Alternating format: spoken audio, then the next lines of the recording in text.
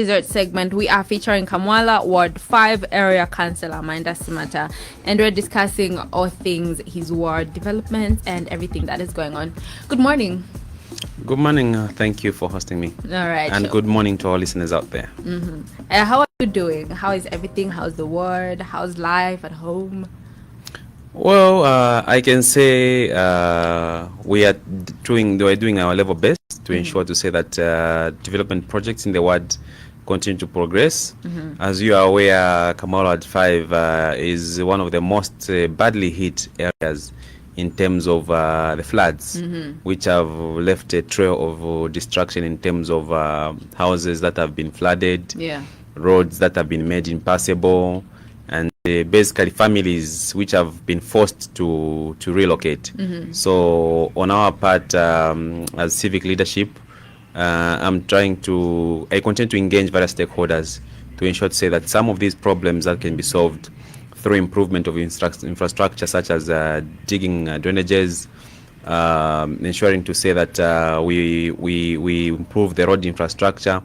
We continue to deal with those issues. Right. And security is also one of our major concerns in Kamwala. Okay. The rate of theft has just skyrocketed. As of yesterday, there were about 7 criminals that broke into an Indian's home right in Kamwala. Wow. Thankfully, 4 were nabbed, and they are currently detained. I'm told they were badly beaten and admitted at UTH. Okay. So from this radio program, I'll be going to Kamwala police station just to find out the specifics. We don't want these guys to be released under whatever circumstances. We want the law to take its full course. All right. And to that effect, we are also doing our level best to start up a neighborhood watch, because these thefts are not happening in the night. They're actually happening in the afternoon. Wow. Like the one yesterday happened at 10 hours. Right. You know, broad daylight. So for us, it's a very, very serious concern. As a council, I take this matter very seriously, and I'm doing my level best to engage various stakeholders in the security wing, such as the police themselves, as well as the community organized neighborhood personnel, so that we can deal with these issues. Otherwise, all in all, we are moving forward. Okay. So before we get into the nitty-gritties and the details of all of those developments that you have highlighted, kindly bring us to speed with the boundaries that are within your yard location and everything. Thank you very much. Kamwala is actually a very, very vast. It is. Geographically, it's a very vast word. Yeah. Sometimes I think actually it should have been a constituency by itself. Because if you look at the numbers that are there and you compare to other constituencies in what you'd call the rural peri-urban areas of Zambia, it's actually got more numbers than most constituencies. So the pressure of development, the pressure of meeting the needs and service delivery are very huge. You can talk about waste management. That's a headache, a constant headache. And as I speak to it, it's very, very bad, because there is serious illegal dumping going on in the ward. Sometimes you even find people just dumping the road. You know, these are people that collect waste from households. They do it in the night because nobody's looking. They will just offload on the rail line, or they offload on the road. So the problems of service delivery with the numbers that Kamwala has are very vast. But to answer your question, what are the geographical boundaries of Kamwala Ward 5? It actually has what I would call an urban and peri-urban population.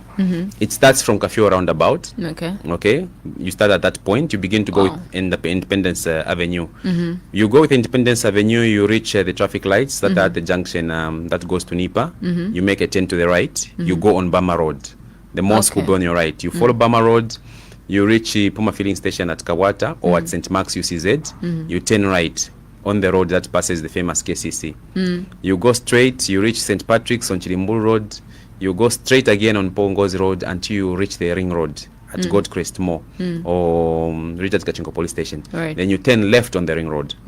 You go straight with the Ring Road until you reach the corner of SDA Njanji Church. That's what it's called, on Nationalist Road, or Yellow Shop Road, as many people get to know it. That's the road that comes from SDA on Chilimbulu. Right. Yes. So you turn right on that road, Nationalist Road. You go, as you're going to Yellow Shop, you go straight down where you find the last T junction.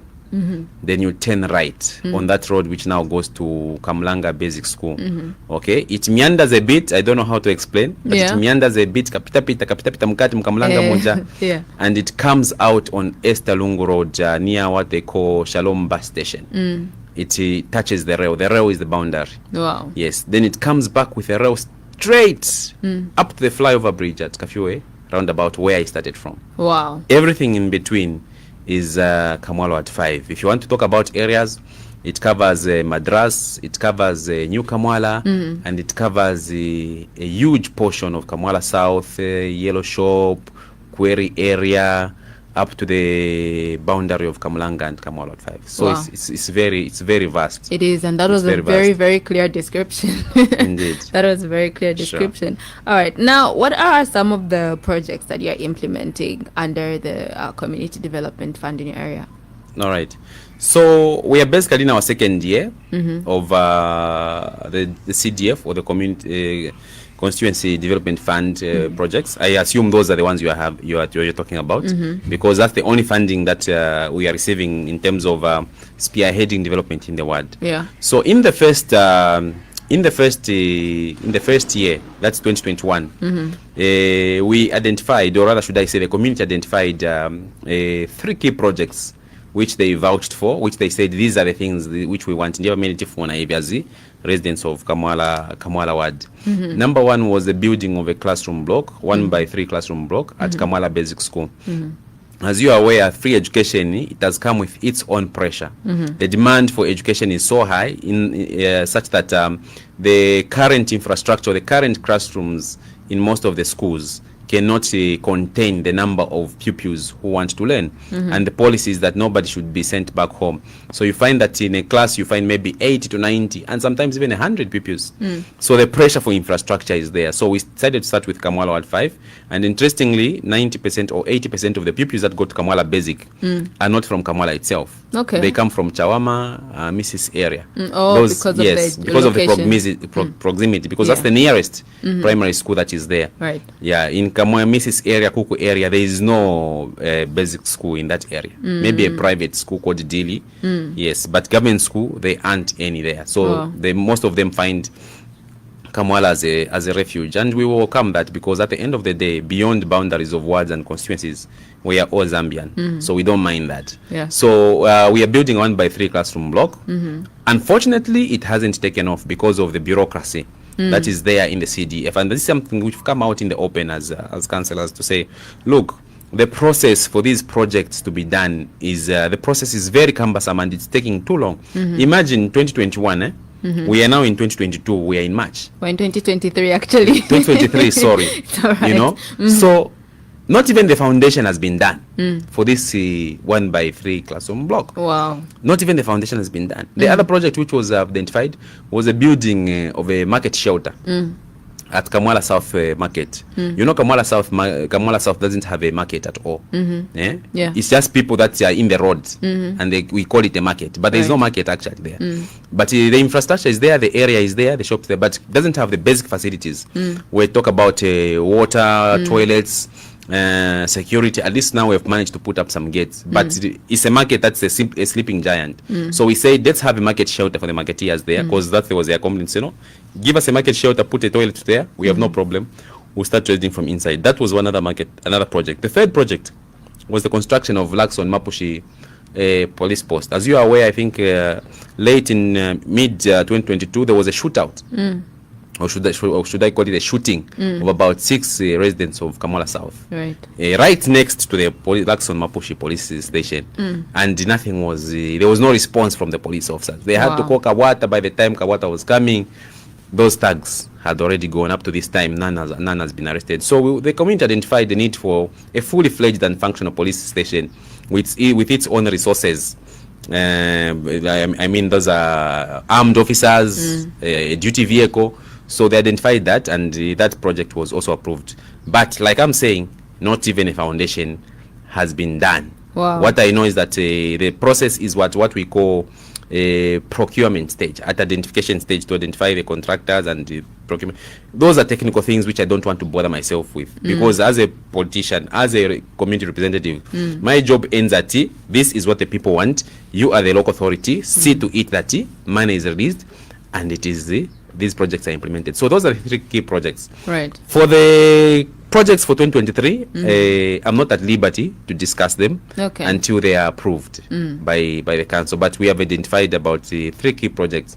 I can give you a hint. One of them has to do with the waste management and infrastructure, let's say like drainages. We want to work around those areas. So 2023 budget is basically being dedicated to work on roads and drainages, so that come next rain season, we should not have the calamity that befell us this year. Is there an update about the demolition of the Major Kachingo police station?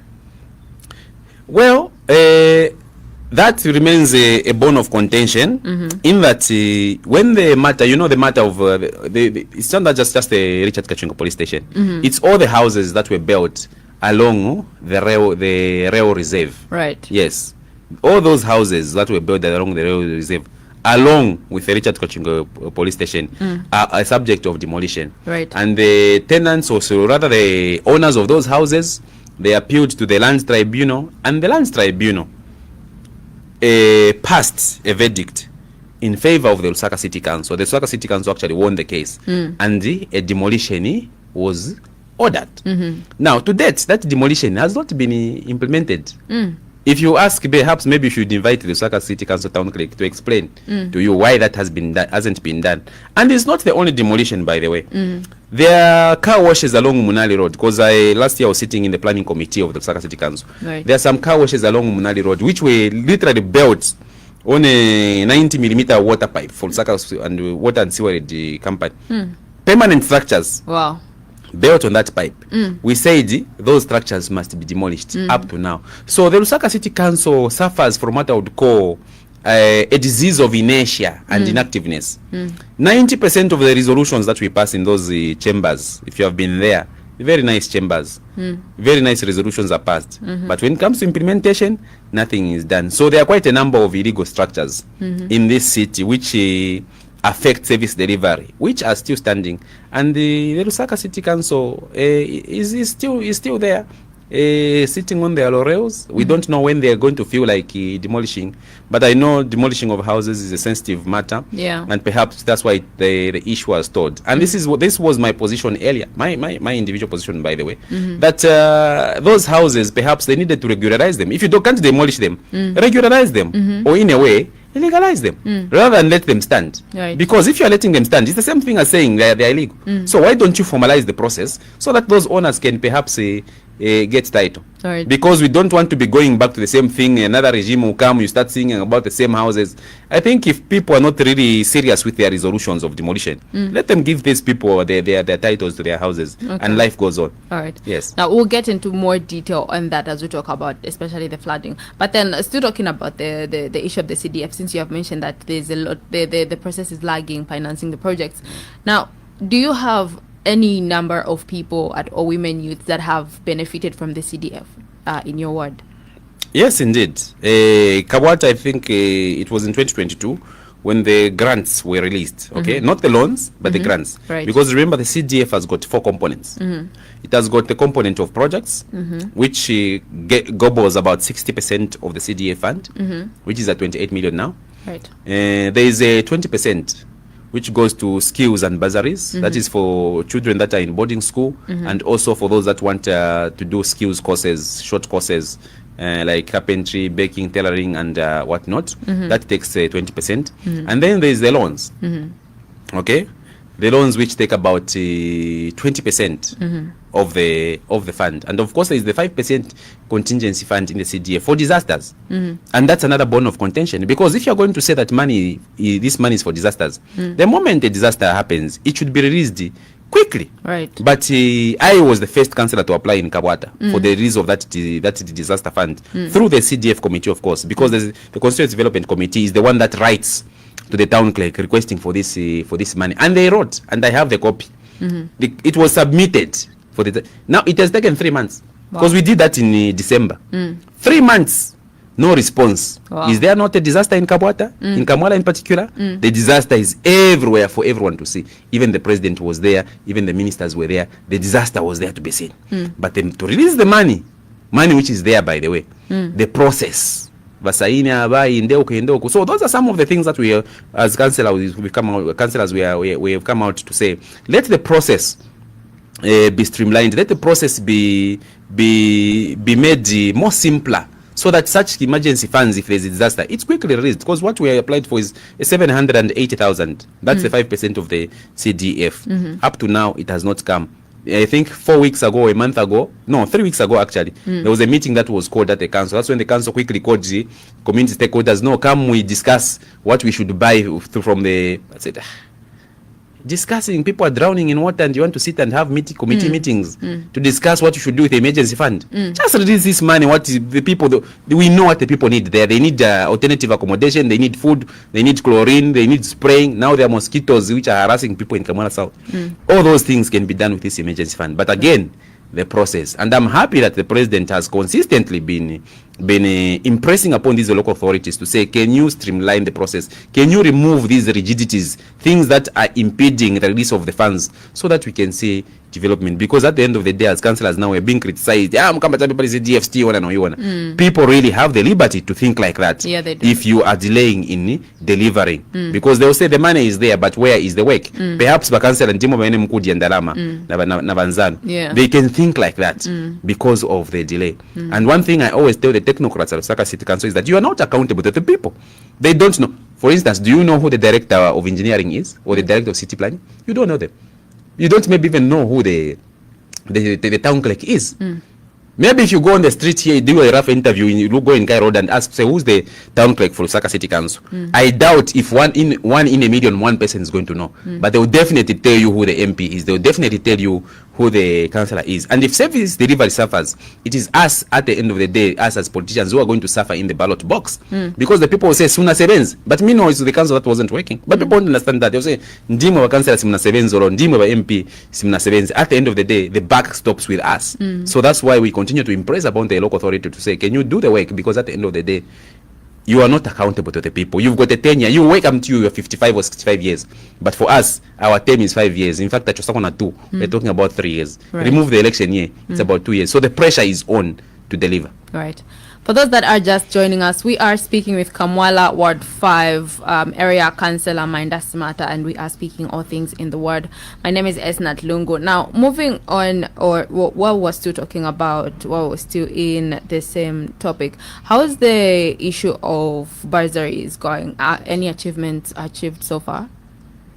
Esther, the issue of bursaries is progressing well. The only thing is that, of course, the demand beats the capacity, because resources are limited. So a lot of young people have come forward.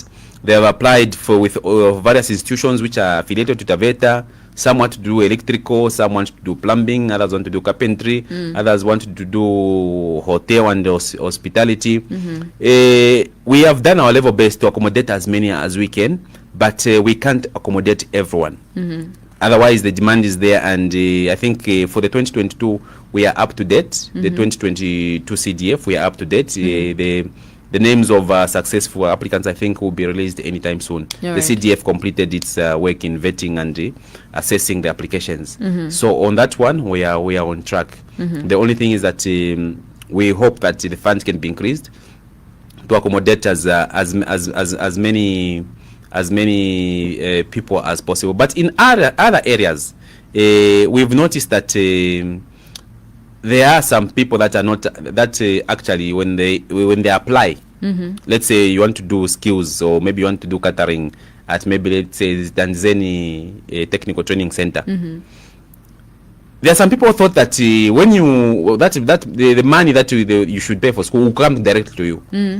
But it's not, doesn't work like that. So we've noticed that there's been maybe 20 to 30% of people that don't appear. They apply for skills training, but they don't report to the institution or to the college. Okay. So when we did our investigations, we discovered to say venzoona monga ndalama bazapasiwa mumanja to say go and pay. Yeah. So I think they didn't have good intentions. Those that had good intentions, they go to the institution because the council pays directly to the accounts of those institutions. Then the other challenge that we have had is for returning students. I think in the CDF guidelines there was a mishap in terms of ensuring to say that money is consistently paid to the schools. If you have applied your courses, let's say 2 years, money should be regularly paid to the school without you having to reapply. But the challenge was that the CDF says you reapply, so it becomes cumbersome. You apply perhaps this semester or this term, again come the next term, next year again you have to reapply. It is too cumbersome on our students to keep on doing that. So I think we have requested for amendments to this to the Consumer Development Act to allow for consistent paying up to the time the course is done for those applicants who succeed at first, so that we don't have these issues where institutions start now chasing away students to say but sivana repeat. In fact, the town clerk had to write a letter some 3 months ago asking institutions who are accommodating or who have accepted some of these students to give us time before we make payments for those that are returning students. Right. So aside from that, the process is running smoothly. Okay. Now, you mentioned the issue of theft. You gave us an example of something that happened actually in broad daylight. Now, youth unemployment, including drug and substance abuse, are some of the issues that most communities are grappling with, and clearly even one of your area is also one of them. So share with us to what extent this scourge is in your ward, and also what are some of the measures that you are putting in place to address this? Yeah. Thank you, Esnat, for that question. You see, security has now become a major concern. A major concern. Because I don't think if there is any place in Lusaka where we don't have the so-called junkies. These are young people that are abusing alcohol, that are abusing drugs, and to sustain that kind of lifestyle, they have resorted to criminality. Others are just plain criminals. They don't even abuse they don't even abuse psychotropic substances. They're just plain criminal gangs. And this has come about because of the high levels of unemployment. I think the levels of unemployment in this country are so high, and that is what is causing other people to resort to crime. But there is no excuse for crime, Esnat. Even when you don't have a job. Right. Is it right for you to go and break into someone's home and threaten their lives and rob them? It's not right. So I think despite the challenges that the youths are facing, I think crime should not be a solution at all. And so for us, for me as a civic leader, we are taking this issue on vigorously. And like I said, as of yesterday, 4 suspects were arrested, badly beaten by the way, before they were arrested. I'm told they are in UTH. We are fighting that scourge vigorously. Last year I did even write to the Drug Enforcement Commission, because in Kamwala South there is serious harassment of residents as early as 18 hours. People can be robbed, so not at gunpoint, at knife point. You just put a knife to your throat and say, "Pass ndalama, pass my phone." 16 hours. Wow. And this is a true story that I'm telling you. And the victim is actually a worker from Lusaka City Council. Wow. She narrated that to me to say, I was robbed. I said, simaoneka pa WhatsApp sina maona to say, wakansari wanani attack in broad daylight. 16 hours. Wow. Yeah. 4 junkies surrounded her. They got her phone, they got her money, they got her everything. So that's how bad the sketch is. I wrote to the Drug Enforcement Commission. They responded very quickly. They said, well, just give us a few names of people that can tell us where this is happening and we'll move in. From that time, I've never heard from the Drug Enforcement Commission. I don't know if they have shelved the issue. I don't know if they want me to write again. But again, these are some of the challenges which we face as councillors, because we get tired of telling people, reporting the same issues over and over again. I don't know how many times the Drug Enforcement Commission wants to hear from me as a councillor to say my people are being robbed by junkies who are abusing psychotropic substances. In my ward, I don't know how many times they need to hear that. I've talked about these abandoned buildings which are everywhere in Kamwala South. They have become dens of criminals who hide there and attack people. They have become places where indiscriminate ways is talking about. These things have been reported. They have written to the relevant authorities. They have written to DEC, have written to the Lusaka City Council to do something about it. But to date, nothing is being done. So it's a challenge. Okay. Now, as we wind up, time is not on our side. Let's talk about the issue of flooding now.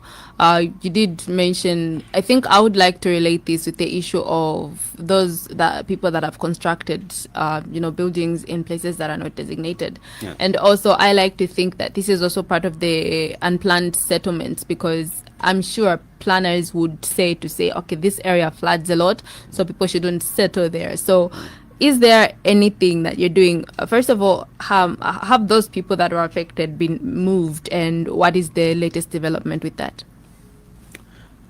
Thank you very much. You see, the issue of flooding is multifaceted. There are natural causes, and there are human causes. The natural causes have to do with the geographical structure of the area. Right. You know, it's called Kamwala for a reason, eh?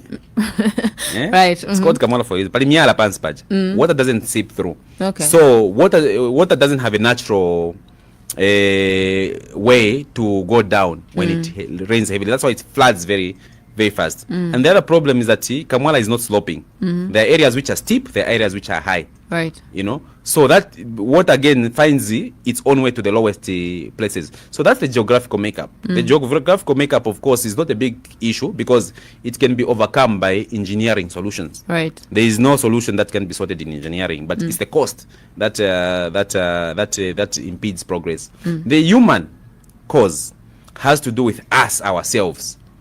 We have said it as a local authority to say, before you even get a plot, consult the local authority. But you and me know what used to happen in the previous regime. Cadres became a local authority by themselves. Right. They would do parcel uplands, 50 by 50. They would even put a plot in an area where they can visibly see that in this area it's prone to floods. Those are plots now, areas where we are having a lot of issues, especially in Kamwala South. And we also have problems to do with our own residents that have built wall fences in road reserves, because a road reserve is left there for future development, so that you can put a sewer line there, you can put water pipes there, you can put maybe electricity cables, all kind of service lines can be put there. But people built on those road reserves, so there is nowhere to build a drainage if we say we have to build a drainage. But I'm happy that we continue to engage the community, and some community members have clearly said, no, councillor, us we don't have a problem. My offenses tinga vendors if a minute for chabe mtimangireko ma drainage. So there are areas where we would have to demolish a few offenses to make passage for drainages, and there are those areas people where they have built in dumbos. Those the properties don't even have a council record. They don't have a title, but people are still adamant in staying in those areas. For those areas, I think the council engineers have properly advised to say those places are inhabitable. You can't live there under what circumstances. And the advice is for those people to find alternative accommodations. And there are not so many. When we went there at the disaster scene, I think we counted about 7 households or so that are in places really where they shouldn't have built. Wow. That is such a sad development. All right, time is 08:40. Do you have any last remarks just within a minute as we wrap up the interview? I would just like to thank you, first of all, for inviting me on this program. And my appeal goes out to residents of Kamwala Ward 5. I know that the challenges which you are facing are so many, and the pressure for service delivery in terms of roads, in terms of waste management, the expectations are high. What I can say is that I'm doing my level best as your councillor to ensure to say that I continue to represent you and work on your behalf at the Lusaka City Council to ensure say that the services that you need are delivered to you as soon as they are needed. So we continue to work despite the challenges. All right. Thank you. All right. Thank you so much for coming through. And that is all we had for today's dessert segment. We have been featuring Kamwala Ward 5 Area Councillor Mainda Simata, and we have discussed all issues from the CDF and other developments that are happening in the ward. And we were live on Facebook. In case you missed the interview, you can go back to 5FM Zambia Facebook page and you'll find the video recording of this interview. All right, thank you so much for joining us. On the other side, Lucy and Cecilia join me back. Tired of complicated payroll? Paystop Payroll and Human Resources Teams is the answer.